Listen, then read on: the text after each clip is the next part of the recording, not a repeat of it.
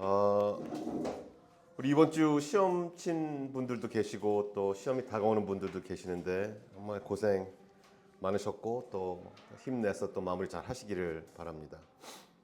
시험 끝난 분들 그리고 이제 앞으로 시험 보실 분들 시험이 다 끝나면 기분이 어떤가요? 시험이 다 끝났을 때 뭔가 이렇게 홀가분하고 시원하기도 한데 애써서 준비해온 것들이 막상 다 끝나면 사실 이상하게 좀 마음이 완전히 가볍지만은 않은 그런 기분 다 느껴봤을 것 같은데 오늘은 그 이상한 공기에 대해서 좀 얘기를 해보면서 오늘 메시지를 좀 시작해 보려고 합니다.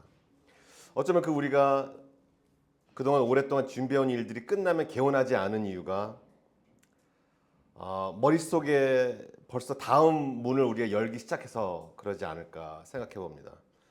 시험 성적 결과가 나오는 것에 대한 걱정과 대책을 세우면서 시험이 끝났지만 아니면 또 이번 시험 끝났지만 다른 시험이 또 언제 다가오는데 이런 또 걱정할 수도 있고 아니면 또 방학이 지나면 그 다음에 내가 뭘 해야지 뭐 여러 가지 생각이 날 수도 있는데 시험이나 또 어떤 큰 일들이 끝난 자리가 기분이 편하지 않은 이유는 어떤 일이 끝나면 그 자리가 이제 진공 상태가 될 것 같지만 사실 거기는 비어 있는 자리가 아닌 것 같아요. 지나왔던 것에 대한 홀가분함 또는 뭐 일에 따라서 아쉬움이 있을 수도 있고 그리고 그 다음 또 무엇인가 바로 또 밀고 들어오는 것에 대한 두려움 또는 기대가 있을 수 있고 이런 여러 생각과 감정들이 이렇게 회오리처럼 밀려 들어온 자리일 수도 있는 것 같아요. 그리고 이 사이를 우리가 이제 스스로 뚫고 나가야 한다는 생각이 어쩌면 내가 좀 되게 혼자 있는 것 같은 마음이 들 수도 있게 하고 그래서 오늘 우리가 볼 본문도 사실 이런 자리에서 시작을 합니다. 성경 자체에 되게 한 중요한 시대가 끝났어요. 오늘 본문에 보면 그리고 이제 새로운 시작을 해야 되는 자리에서 이제 이 얘기가 시작됩니다. 근데 우리가 본문으로 들어가기 전에 우리 지난주에 대한 이야기를 조금 리뷰를 하고 들어갈 건데 신명기 6장 우리 지난주에 얘기 나눈 게 셔마 이스라엘 이스라엘아 들어라 얘기 나왔어요. 마음을 다해 하나님을 사랑하라. 하나님의 말씀을 손목에도 감고 미간에도 붙이고 우리가 문설주에 우리는 새길 수 있지만 딱 한 군데 우리 마음판에는 우리가 새기지 못한다는 것을 우리가 봤습니다. 그리고 우리 스스로가 못 새기는 그 자리에 하나님이 친히 하나님의 말씀을 새겨주신다는 약속까지 들었어요. 근데 이런 이야기들 누가 전했죠? 이 하나님의 뜻을 지금까지? 모세가 전했죠. 그래서 사실 신명기라는 책은 전체가 어떤 면에서는 모세의 마지막 설교라고 볼 수가 있어요. 요단강 앞 광야에서 이제 곧 그 약속의 땅에 들어갈 백성에 전한 모세의 마지막 유언 같은 말씀이 신명기라고 보면 될 것 같은데 그리고 또 신명기의 마지막 장에 보면 모세는 느보산이라는 산에 올라가요. 그래서 그 느보산 꼭대기에 올라가서 하나님은 이제 정차 이스라엘 백성들이 들어갈 그 약속의 땅을 그 높은 산에서 보여주세요. 땅 전체를 보이시는데 모세는 그 땅을 거기서 눈으로만 확인하고 사실은 실제로 들어가지는 못하고 거기서 죽게 됩니다. 이스라엘 백성은 40년 넘게 이끌어온 이 지도자가 약속의 땅의 문턱에서 죽게 되면 자 이제 이 이야기는 어떻게 되는 걸까요? 그래서 오늘 본문을 한번 보겠습니다. 오늘 본문은 여호수아 1장 1절로 9절입니다. 제가 읽어드릴게요. 여호와의 종 모세가 죽은 후에 여호와께서 모세의 수종자 눈의 아들 여호수아에게 말씀하여 이르시되 내 종 모세가 죽었으니 이제 너는 이 모든 백성과 더불어 일어나 이 요단강을 건너 내가 그들 곧 이스라엘 자손에게 주는 그 땅으로 가라.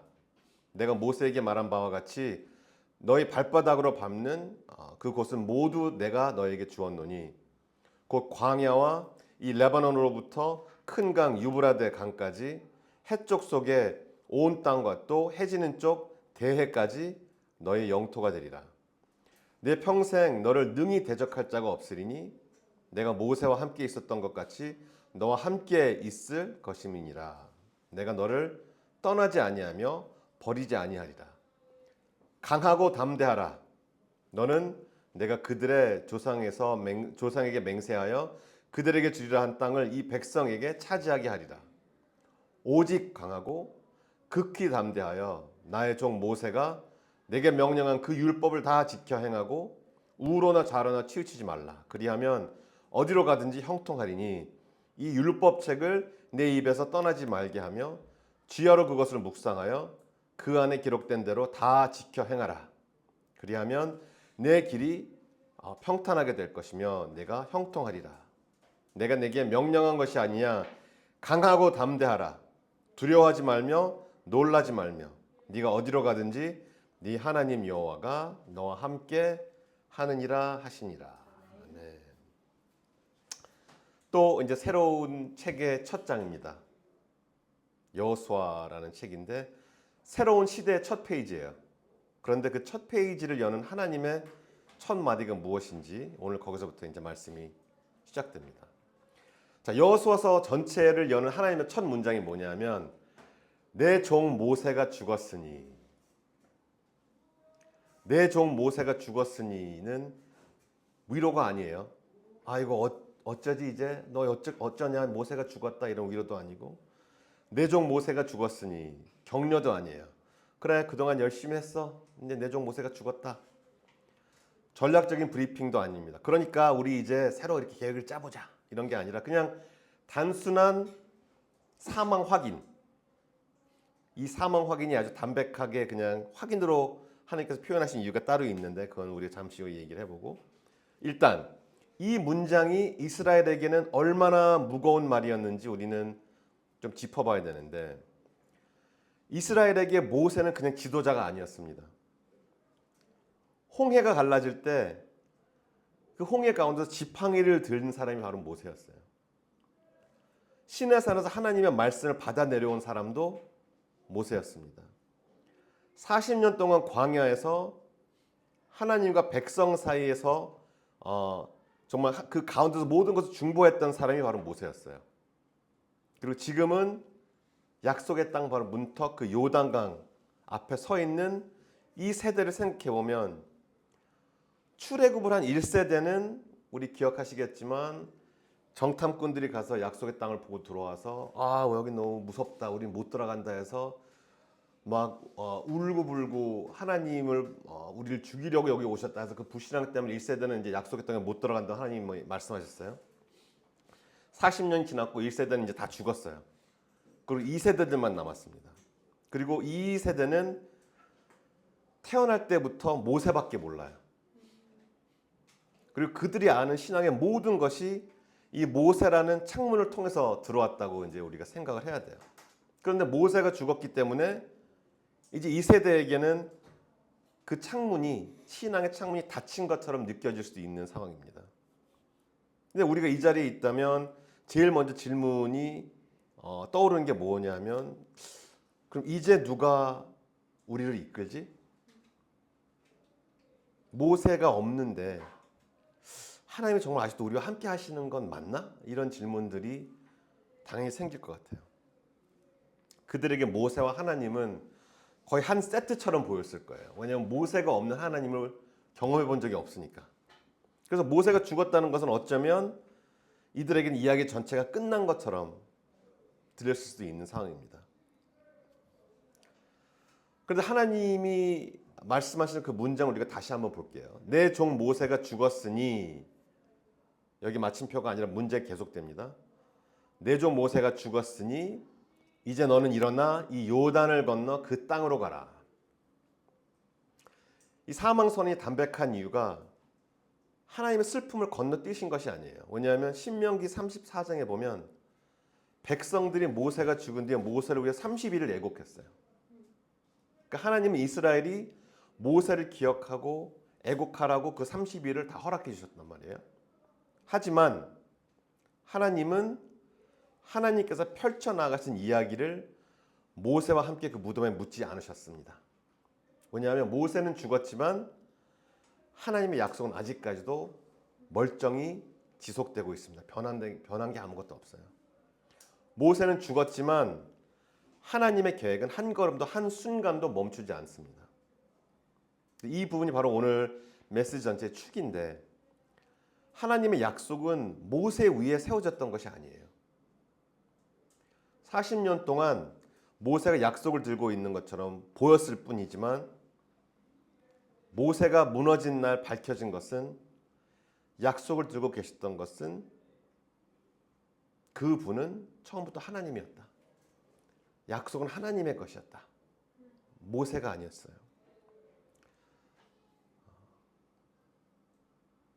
근데 그 증거가 바로 다음 절에 있어요. 3절을 우리가 다시 보면 제가 읽어드릴게요. 너희 발바닥으로 밟는 곳은 모두 내가 너에게 주었노니.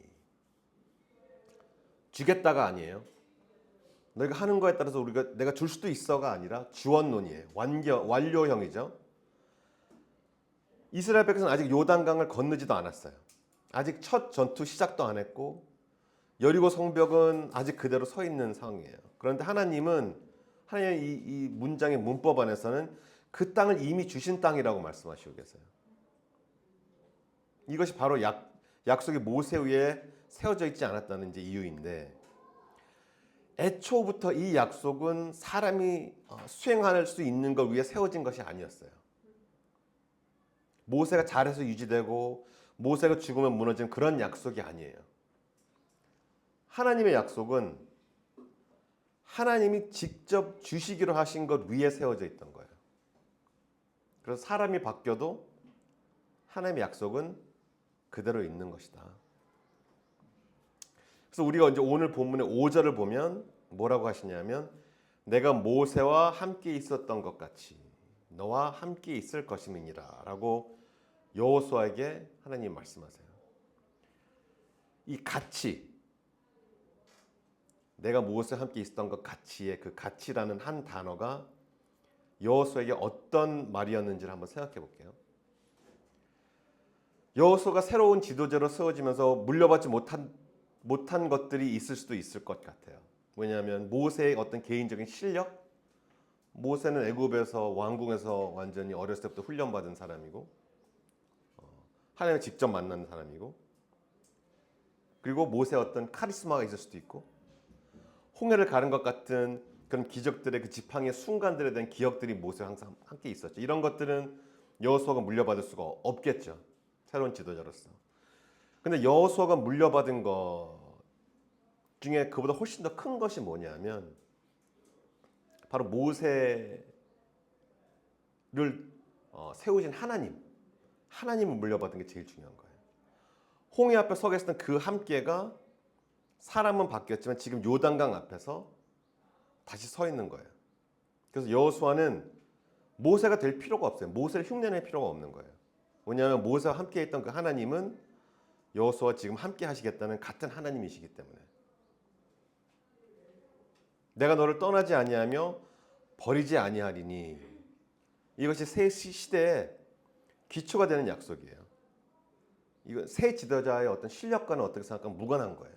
어차피 하나님께서 주인 되셔서 하나님이 하시는 일이기 때문에. 그래서 이제 이 본문에서 제일 우리가 아마 많이 들어봤을 만한 말씀을 볼게요. 강하고 담대하라. 강하고 담대하라가 6절, 7절, 9절 세 번이 반복돼요. 강하고 담대하라. 우리가 만약에 이 말씀을 들은 적이 있다면 아마 이 말씀을 듣고 적용한 방식들도 있었을 것 같은데 예를 들면 뭐 시험 전에 중요한 발표 전에 무서운 일 앞에서 강하고 담대하라 뭐 이렇게요. 그러니까 용기를 내, 멘탈 잡아, 쫄지 마 이런 뜻으로 아마 우리 스스로가 많이 적용할 수도 있을 것 같아요. 그런데 우리가 스스로 강하고 담대해 이렇게 우리가 외친다고 해서 이게 두려움이 없어진 적이 있나요, 사실? 그러니까 담대해지라는 말로만 용기가 생기는 사람은 없을 거예요, 아마.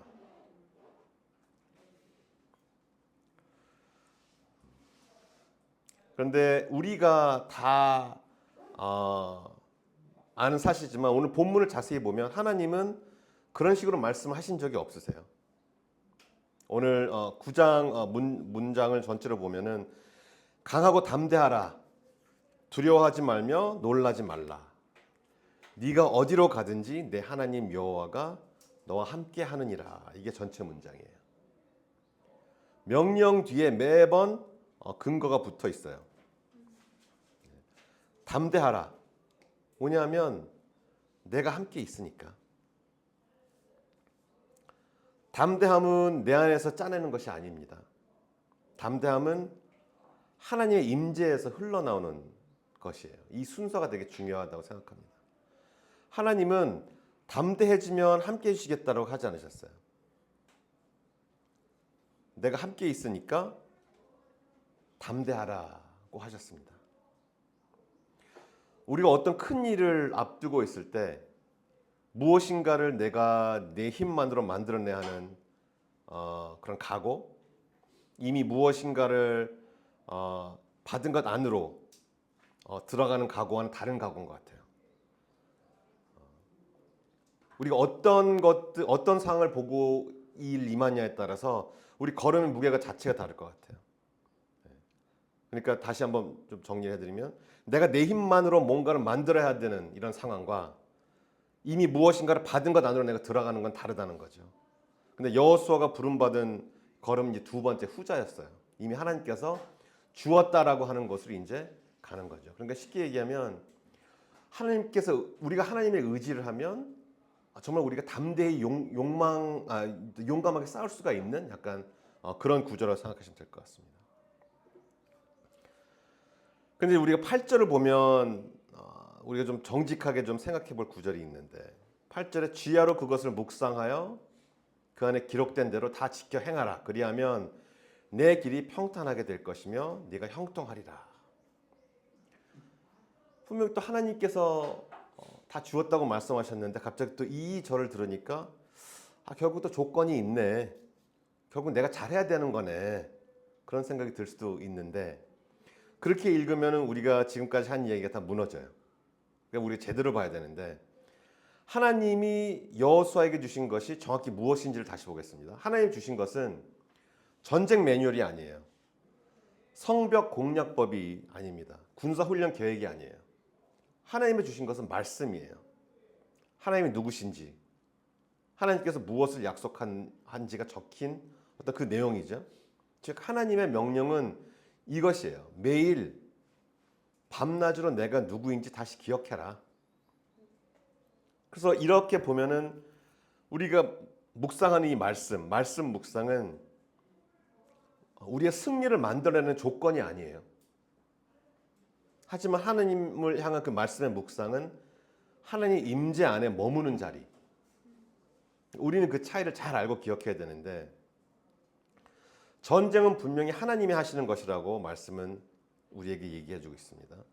그래서 여호수아가 할 일은 그 하나님을 매일 아침 다시 기억하는 것이에요. 아침마다 하나님이 어떤 분이신지, 아침마다 하나님의 뜻이 무엇인지, 아침마다 하나님께서 어떤 약속 주셨는지, 어떤 것을 성취하시겠다고 하셨는지 이거를 매일 묵상하는 거죠. 그 자리 안에 머무는 거예요. 그렇게 보면 우리가 지난주 얘기한 결론과 비슷한데 말씀은 내가 습득하고 내가 정복하는 정보가 아니다. 말씀은 하나님이 내 안에 새기시는 것이다 라는 그 내용이에요.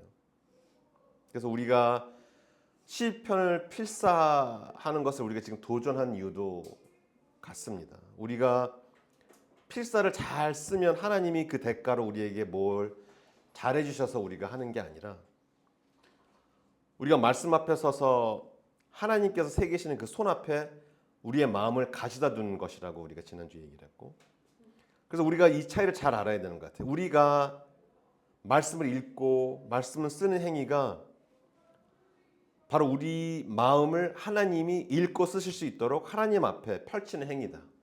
이게 약간 조금 어렵게 느껴질 수도 있는데 왜냐하면 우리 영혼 구원의 저자는 하나님이시기 때문이에요. 그래서 하나님께서 우리 영혼에 하나님의 말씀 새길 수 있도록 우리가 항상 그 마음 안에서 머물고 하나님을 바라보는 자리에 있는 게 말씀을 읽고 우리가 묵상하는 자리다.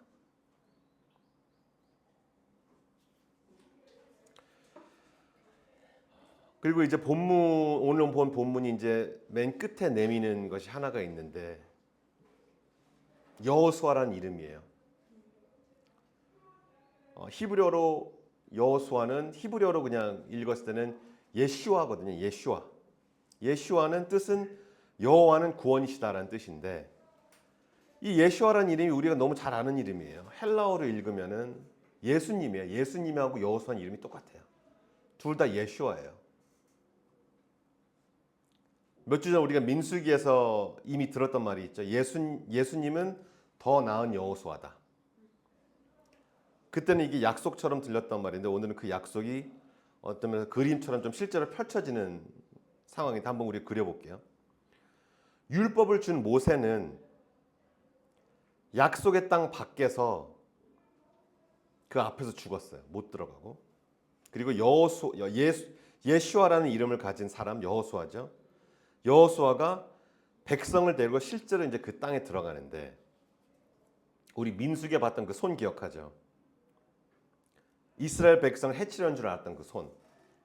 그러나 하나님의 백성을 약속의 땅으로 하나님의 나라로 데리고 들어가는 그 손이 이번 주에는 드디어 이제 요단강을 건너서 약속의 땅으로 건널 수 있도록 시작하십니다. 그리고 이 그림은 여기서 끝나는 게 아니라 그 후로 약 1000년 정도 뒤 같은 이름을 가지신 분이 오시죠. 예수님이.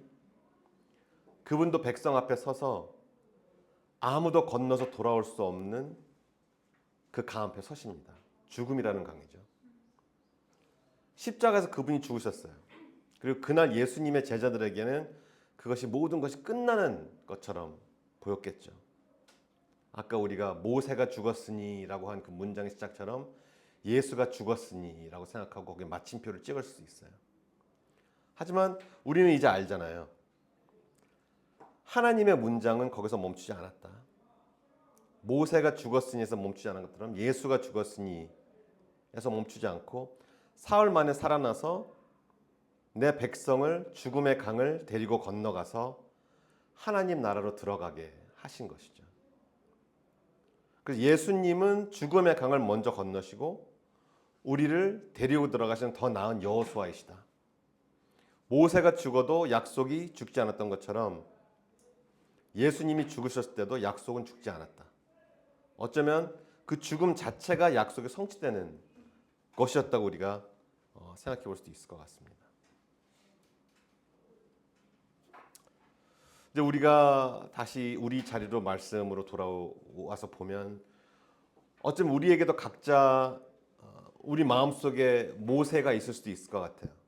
뭔가 내가 보기엔 나를 지켜주는 것 같은 어떤 것들, 내가 기대는 어떤 사람, 익숙한 환경, 성적, 이것만 있으면 괜찮아라고 믿어온 그 무엇이 있을 수도 있을 것 같아요. 그런데 살다 보면 그 모세가 무너지는 날이 올 수도 있을 것 같습니다. 기대던 사람이 떠나고 잘 되던 것이 안 되고 익숙하던 자리가 사라지는 날. 그날 우리 마음에 올라오는 질문은 이스라엘 질문과 똑같을 수 있어요. 이제 어떡하지? 내 능력으로 이게 가능한가? 혹시 하나님도 같이 떠나신 건 아닌가? 그런데 오늘 본문이 그 자리에서 우리에게 보여준 것이 있는데 모세가 무너진 날 드러난 진실은 약속은 모세에게 있던 것이 아니었다. 우리에게 기대던 것이 무너지는 날은 하나님이 떠나신 날이 아니다. 오히려 처음부터 우리가 의지했던 그것 위에 어떤 약속이 매어 있지 않았다는 것이 드러나는 날인 것이죠. 우리가 진짜 의지해야 되는 것이 무엇인지가 드러난 날이죠. 약속은 처음부터 그리고 지금도 그리고 앞으로도 하나님께 있다. 그러니까 오늘 여러분에게 그러니까 이제 담대해지세요 라고 말하는 그 내용이 아닙니다. 그 말로 담대해지는 사람은 없다는 것을 우리 이미 알잖아요. 대신 우리가 얘기할 것은 이거예요. 무너진 그 자리에서도 하나님의 문장은 아직까지도 진행 중이시다.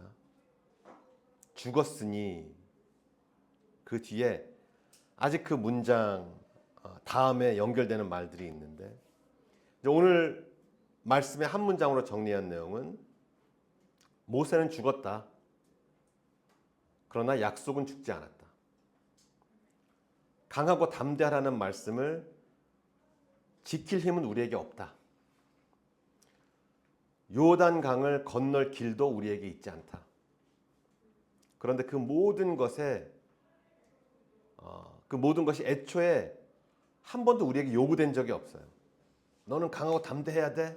넌 요단강을 네 힘으로 건너야 돼. 한 번도 하나님 우리에게 이거를 요구하신 적이 없습니다. 하나님께서는 오히려 반대로 네가 어디로 가든지 네 하나님 여호와가 너와 함께 하느니라 라고 그걸 약속해 주신 거예요. 이 문장의 주어는 처음부터 끝까지 하나님이세요.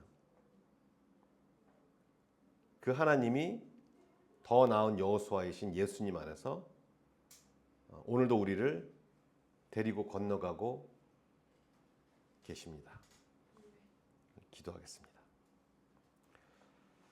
하나님 아버지, 오늘 우리는 무언가가 끝난 자리에서 시작하는 말씀을 들었습니다. 모세가 죽었는데 하나님의 문장은 모세가 죽었다는 것에 멈추지 않았고 이제 일어나서 건너가라라고 우리에게 위로의 말씀으로 연결이 됐습니다. 약속은 처음부터 사람 위에 서 있지 않았음을 오늘 보았고 우리에게도 저마다 기대고 있는 모세들이 있습니다. 사람이기도 하고 성적이기도 하고 익숙한 자리이기도 할 텐데 그것이 무너질까 봐 두려운 마음 하나님은 아십니다. 하나님, 담대함은 우리가 짜내야 하는 숙제가 아니라 하나님께서 내가 너와 함께 있다 하신 그 말씀에서 흘러나오는 것임을 믿습니다. 무너진 자리에 서 있는 날이 와도 그날이 하나님께서 우리를 떠나신 날이 아니라 하나님께서 하시는 일이 아직까지도 진행 중인 날임을 기억하게 하소서. 죽음의 강을 먼저 건너시고 우리를 데리고 들어가시는 예수님의 이름으로 기도드립니다. 아멘.